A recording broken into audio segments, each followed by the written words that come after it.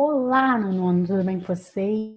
Eu espero que vocês estejam bem. A gente está aqui para mais uma aula. Hoje a gente vai falar sobre o solo e os ecossistemas, tá bem? Como é que é a formação do solo, a influência do solo nos ecossistemas e o que a gente tem feito com o solo, né? Que é prejudicial à saúde não só do ambiente, mas a nossa também. Pessoal, vamos primeiro para a formação do solo. Como é que se forma um solo? Né? Esse solo vai ser formado através da fragmentação de uma rocha, que é chamada de rocha-mãe ou rocha-matriz.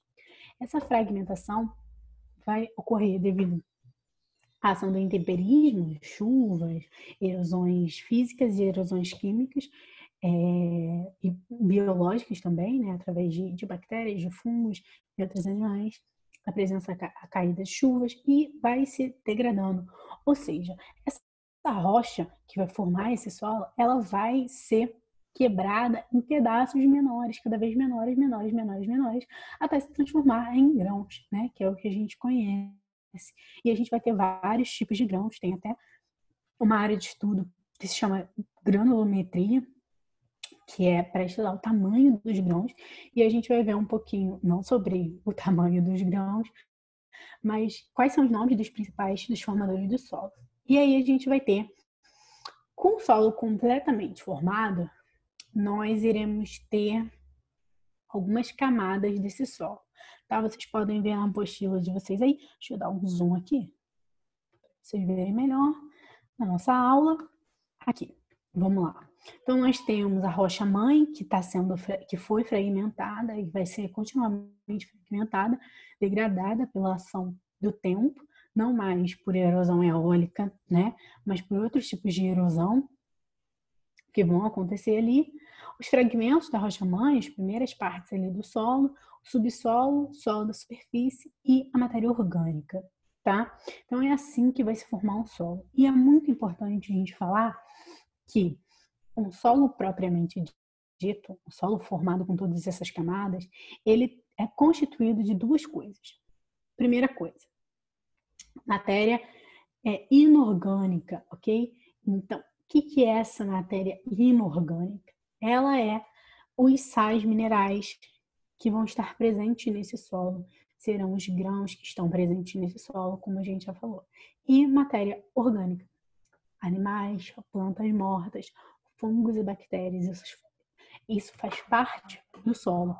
Então, ele é formado por essas duas coisas, uma parte de matéria orgânica, uma parte de matéria inorgânica, que são extremamente importantes para o solo, tá? A gente vai ver uma imagem aqui, né?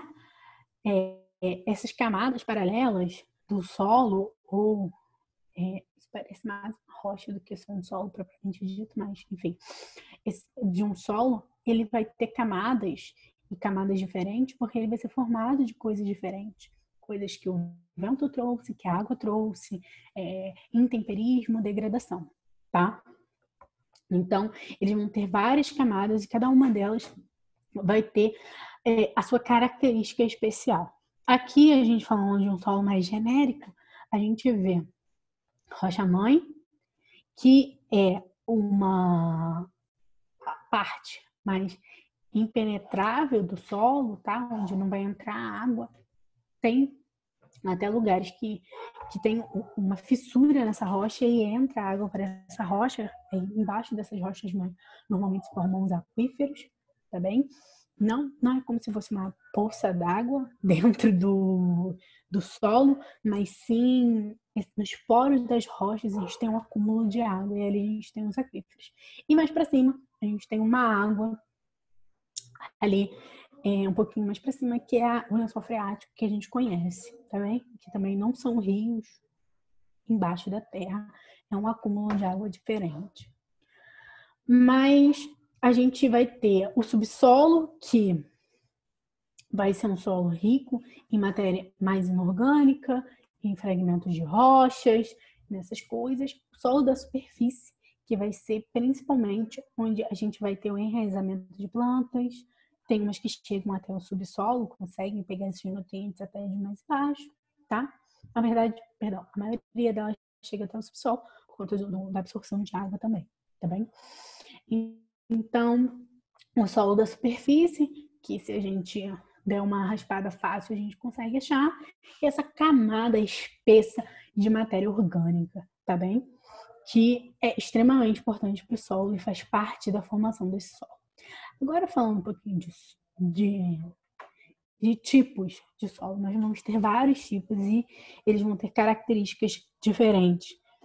Eu vou falar enquanto essas características, permeabilidade e porosidade, elas são muito juntas porque elas têm a ver com o tipo de grão.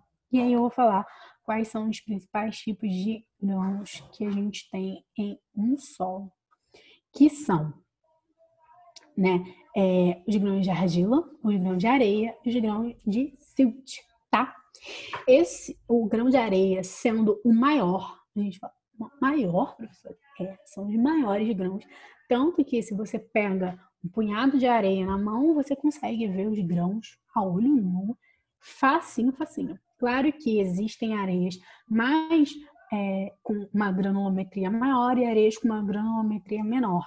Mas mesmo assim, normalmente a gente consegue ver os grãos de areia a olho nu, porque eles são bem grandes.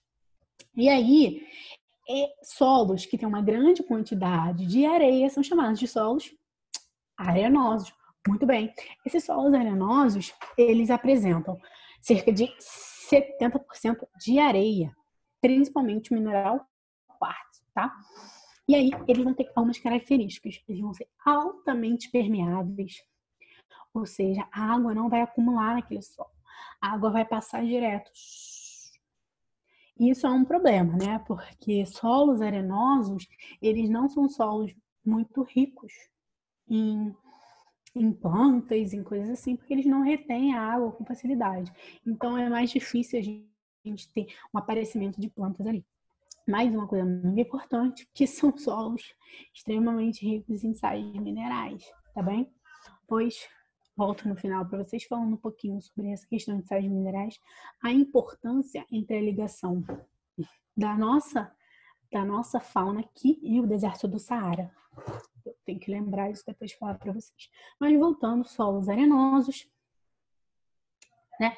Eles têm uma grande quantidade de areia, são muito porosos, o espaço entre um grão e outro é grande e entra muita água.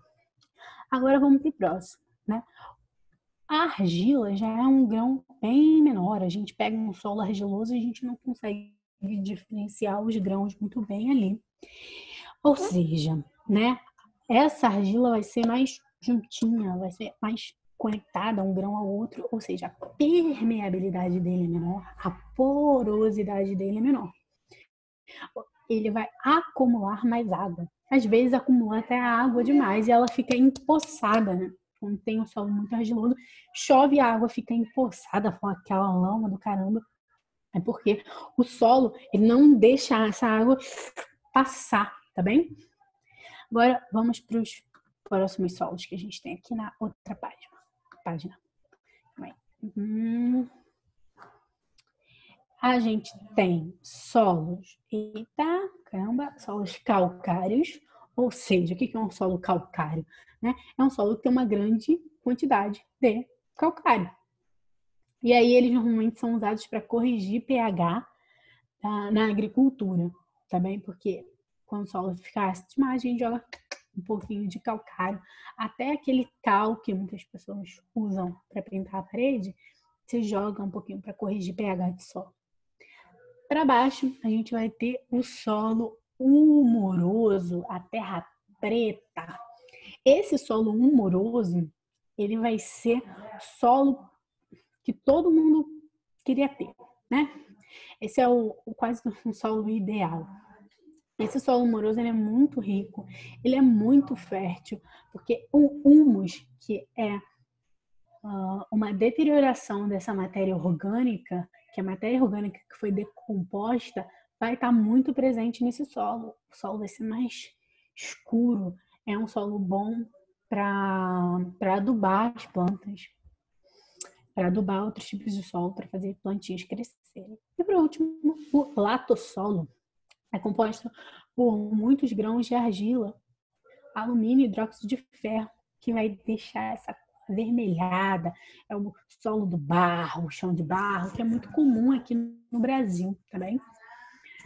E aí, a gente vai falar um pouquinho sobre... Antes de eu entrar em agricultura, eu acho que antes de eu entrar em agricultura, a gente vai falar um pouquinho sobre essa outra parte que está aqui do lado. Eu quero que vocês prestem mais atenção em mim, que é sobre erosão, tá? A gente vai ter vários tipos de erosão. A gente pode ter erosão eólica, erosão causada por geleiras, erosão causada por água. Fala aí, geleiras? Sim. Quando a gente tem o derretimento de uma geleira, pessoal, é importante que vocês pensem em geleiras no continente, tá? Não vai ser aquela geleira que está lá no mar, que vai cair no mar, não é essa. É as geleiras que tem no continente. Quando elas se derretem e se desprendem, o que acontece? Elas vão passar arrastando o solo, vão causar uma erosão nesse solo, tá bem? A gente vai ter erosões, que eu acho que são mais fáceis da gente ver, que é através da chuva, a água bate ali e vai carrear todo aquele solo que está presente, principalmente se o solo estiver exposto, não tiver uma cobertura vegetal, por isso que a gente sempre fala que em morros é extremamente importante a gente ter uma cobertura vegetal, porque as raízes dessa cobertura vegetal seguram esse solo que estaria sendo levado com a água. Obviamente, tem chuvas muito fortes que vão levar árvore com tudo, raiz com tudo? Tem. Mas a maioria das chuvas vai ser segurada por essas raízes mais profundas, tá? E tem a erosão eólica, o vento batendo ali também vai carregar esses grãos para outros lugares, vai modificar a paisagem, tá? Tanto que aí no livro de vocês, logo ali em cima, se vocês derem, daqui a pouco a gente chega lá, dê uma olhadinha, a gente tem dunas que são solos arenosos, que são modificados o tempo inteiro através da ação dos ventos, tá bem? E vão modificando esse solo, levando areia para cá, areia para lá. Solo e agricultura. A gente vai entrar nisso. Tem desmatamento ali embaixo, mas enquanto a gente vai falando de agricultura, a gente fala um pouquinho disso, tá? A agricultura é uma técnica que o ser humano desenvolveu e ela é milenar, tá? Ela vai consistir em cultivar algumas plantas, principalmente para alimentação. Hoje a gente tem uma releitura dessa agricultura, porque a gente surge com novos sistemas, principalmente de troca e exportação, que são muito grandiosos. Não que não existisse troca antes, nos primeiros sistemas que o ser humano inventou, mas hoje a nossa economia é baseada nisso, é baseada, principalmente aqui do Brasil, tá? Nós somos, como alguns amigos meus amigos geógrafos gostam de dizer, nós somos a fazenda do mundo, tá? A gente aqui a gente planta muita coisa para exportar. O nosso principal capital vem da exportação de muitas coisas que a gente planta aqui no nosso país. E falando um pouquinho sobre solo, esse solo ele tem que ser muito bem balanceado. A gente vai ter que ter o solo com pH, não pode ser ácido demais, não pode ser básico demais. Ele tem que ter argila para reter um pouco de água, mas não pode ter muita para não empoçar. Vai ter que ter grãos de areia misturados nesse solo, humus, eu falei o calcário, para corrigir a acidez, tá? Esse solo é o ideal para se plantar. E aí a gente vai ter várias coisas derivadas desses processos. Deixa eu falar uma coisa com vocês sobre um pouquinho sobre a agricultura, principalmente aqui, o processo de desmatamento e de desertificação de alguns locais, né? Quando você tem uma agricultura em grande escala como é a nossa, você vai precisar modificar esse solo. Como eu falei para vocês, o solo para a agricultura ele é diferenciado e não são todos os lugares que têm esse solo presente. Então, primeiro, para você fazer um processo de cultivo de latifúndio, que vocês já devem ter ouvido falar em história, né? Coisa lá da época colonial do Brasil, na verdade, não. A gente tem monoculturas. Hoje em dia a gente tem nomes mais bonitos, mais monoculturas aí espalhadas pelo nosso país, que é um solo que vai ser, primeiro, você vai precisar retirar a floresta que tem ali. Tanto que hoje, um dos biomas que a gente mais perde no nosso país é o Cerrado, que é no centro do Brasil, ali. Para agricultura, para pecuária também, a gente perde o nosso cerrado para esse tipo de cultivo, tá? Esse cultivo de monocultura. E aí, como é que se faz? Você tem que primeiro retirar as árvores dali. Como é que eu vou fazer isso? Corta, depois você vai ter que queimar o resto que está ali para nada mais nascer naquele solo. Depois, você vai ter que mexer naquele solo, porque quando você queima o solo, você degrada ele de alguma maneira. Você degradando esse solo, né, você vai ter que mexer, colocar produtos químicos, principalmente se você está falando de uma monocultura, centenas de hectares de terra, não tem como eu trazer centenas e milhares de caminhões de terra de outro lugar para jogar aqui para eu misturar, não tem nem gente para fazer isso. Então, eu uso normalmente produtos químicos para poder estar mexendo nesse solo, para poder plantar. A grande questão é, quando eu tenho uma monocultura gigantesca de centenas, milhares de hectares de terra, que a gente vê principalmente no centro do nosso, no centro do nosso país, ali onde a gente tem a presença do cerrado, a gente vê isso também um pouco na nossa floresta amazônica, que é desmatada para isso, tá? Para cultivo da agricultura, mas também da pecuária. A gente vai empobrecer esse solo. Ah, Paula, mas você disse que eles corrigem e tal, sim. Mas uma coisa muito importante para um solo é diversidade. Se eu não tenho uma diversidade de plantas, o que acontece? Se eu tenho um tipo específico de planta plantada ali, ela vai retirar alguma coisa do solo que eu vou precisar ficar repondo.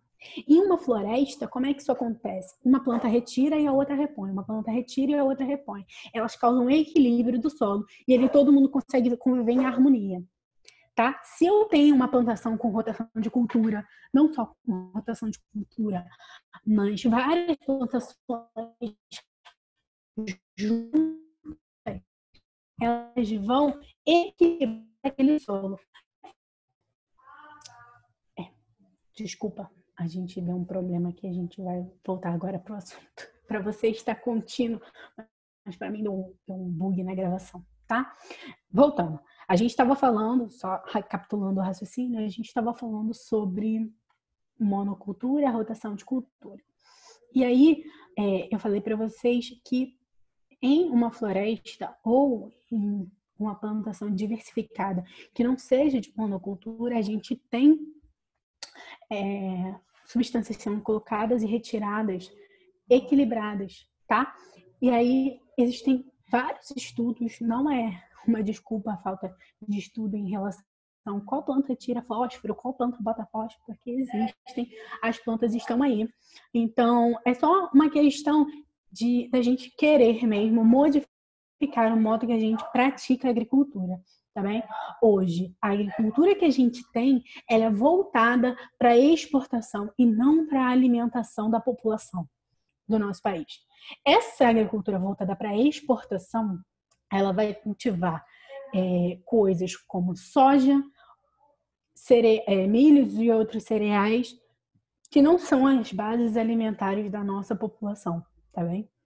A soja, por exemplo, vai ser utilizada não é para comer, não é para transformar em suco de soja, não é para fazer nada disso, mas para alimentar a pecuária, os bois e alimentar toda essa pecuária interna do Brasil, mas externa também. E a gente vai exportando isso. E é hoje a base da nossa economia. Só que a gente precisa rever como está fazendo essa agricultura dentro do nosso país, porque a agricultura que a gente tem feito está causando malefícios aos nossos ecossistemas, aos nossos biomas, que são únicos no mundo inteiro, tá bem? O nosso cerrado existem centenas de espécies endêmicas. O que significa isso? São espécies que só tem no nosso cerrado, tá?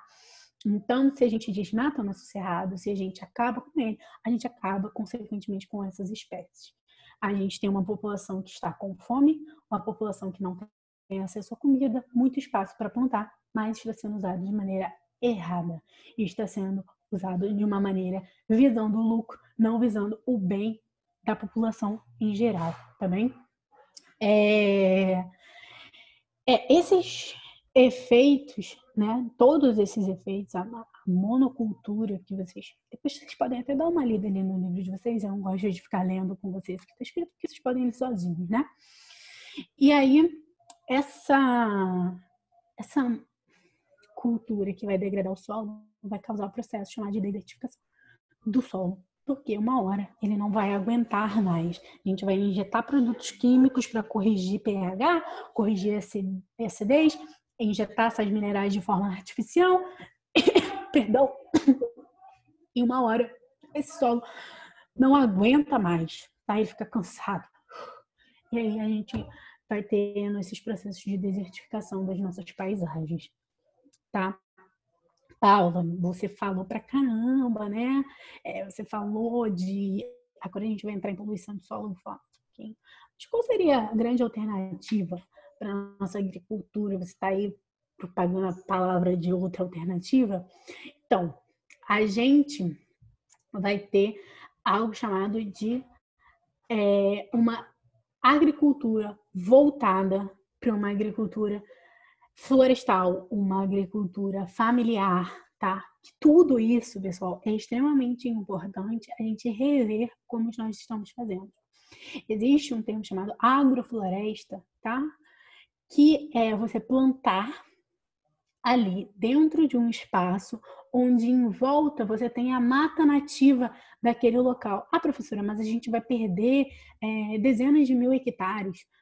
A gente pode perder alguns hectares de terra, mas a gente vai melhorar a qualidade daquele solo. A gente não vai desmatar tanto os nossos biomas e a gente vai ter uma proteção natural para aquelas nossas plantações. Quando a gente tem plantações, principalmente de plantas rasteiras em um longo caminho, a gente fica mais suscetível à erosão pluvial, à erosão eólica, tá? Causada pela chuva, causada pelos ventos. Então, se você tem uma proteção de mata em volta dessa agricultura, você tem também uma proteção natural, ok? Outra coisa, a gente usa, entrando um pouquinho sobre poluição, ainda falando sobre agricultura, a gente tem uma grande quantidade de agrotóxicos sendo usados para controle de pragas, tá? Existem muitas coisas relacionadas ao nome pragas. Primeiro, se a gente não tivesse desmatado tanto, retirado os hábitats desses animais, a gente não teria tantos animais atacando plantações. Mas a gente já fez, né? Já está feito. O que a gente pode fazer para corrigir isso daí? Sem utilizar agrotóxicos, sem utilizar modificações em plantas, né? A gente tem hoje as plantas transgênicas, a maioria do milho que consome hoje. Voltando, plantas transgênicas. Pessoal, as plantas transgênicas elas vão sofrer uma modificação, como eu falei antes, se eu não me engano. A maioria do milho que a gente consome, era isso que eu estava falando, do milho que a gente consome, desses salgadinhos que a gente consome, aquela batata ondulada que a gente conhece, nada de publi aqui para marca famosa, mas aqueles biscoitos que a gente consome, a maioria deles são feitos de milho, esse milho transgênico. E, professora, transgênico é um problema por si só? Não existe estudo falando que é, tá? Não existe estudos que batam o martelo e falam não consumam transgênicos que vocês vão morrer. Não existe. Mas qual é a grande coisa do transgênico? Hoje, a gente utiliza o transgênico para resistir à colocação de novos agrotóxicos. Esses agrotóxicos que irão matar as pragas que estão atacando a minha plantação. E essas pragas que estão atacando a minha plantação vão morrer. Esse agrotóxico vai ser utilizado cada vez mais e mais e mais e mais. E isso sim causa um mal que já foi comprovado para a nossa saúde. além dos transgênicos ter uns estudos falando que acentuam processos alérgicos. Mas conversa para outro dia. Agora, esses agrotóxicos que são utilizados nas plantas, que ficam, querendo ou não, no nosso alimento, eles também vão contaminar o solo. E isso é um problema muito grande. A gente está falando de solo desertificado, solo. E agora a gente vai falar de um solo desertificado, acabado pela agricultura de monocultura e ainda poluído por uso desses agrotóxicos.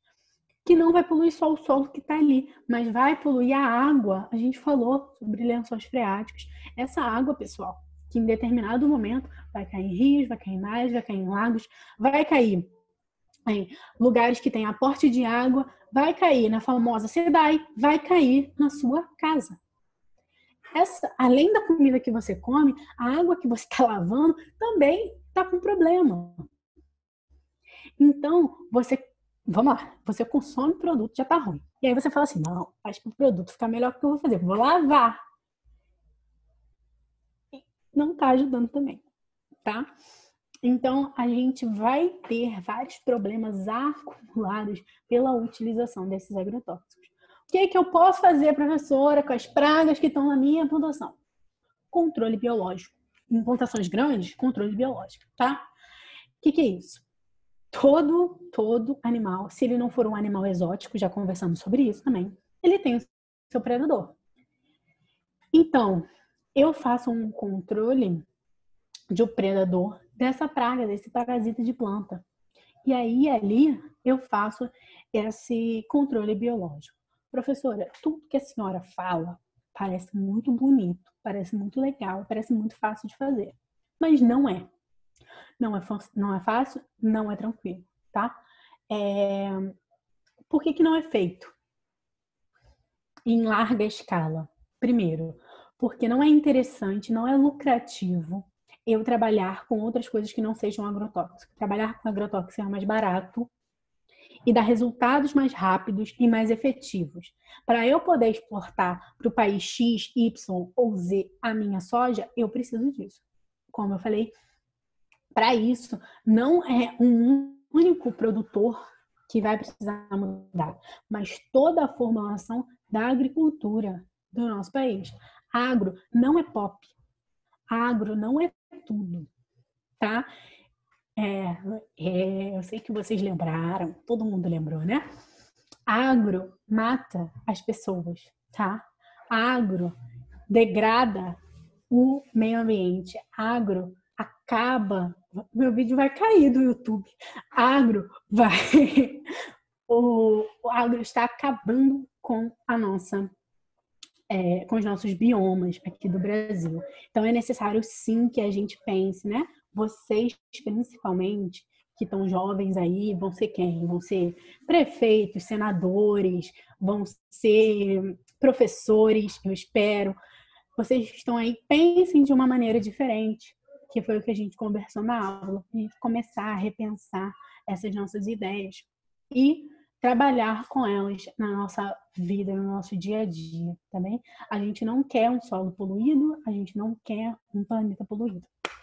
E eu gosto de trazer dados, né? Depois eu vou mandar reportagem para vocês.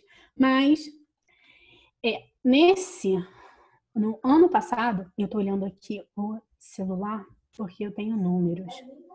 Eu tenho só um segundo. Oh, meu Deus. Não, essa daqui é da pandemia. É mais de um. Tem muitos dados aqui para vocês.